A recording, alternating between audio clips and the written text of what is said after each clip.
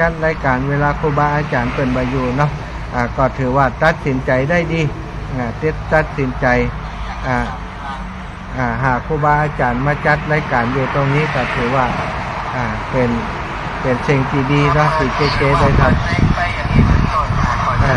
อาตมาจะขอดู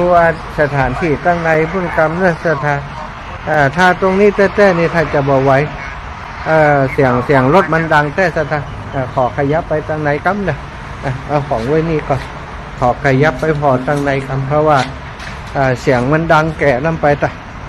เสียงมันรถวิ่งผ่านเนาะมันใกล้ถนนเสียงมันดังขออนุญาตไปซ่อหาที่อันสำหรับจัดรายการที่เป็นนั้นเป็นกลมทางเนอะตอนนี้เป็นกลมทางที่อันที่ลำปูนเนาะไปตั้งหลังพุ่นถ้าเสียงมันเงียบก็จะดีเสียงมันเงียบสักหน่อยมันไกลถนนลำไปช่วงนี้เนาะก็ถือว่าอาตมายังอยู่ในช่วงที่เดินธุดงค์ธรรมยาตราเพื่อจะหาทุนสนับสนุนโรงเรียนขนาดเล็กโรงเรียนบ้านทุ่งโป่งที่อาตมาได้ดูแลอยู่โรงเรียนขนาดเล็กแห่งนี้ก็เป็นโรงเรียนในบ้านเกิด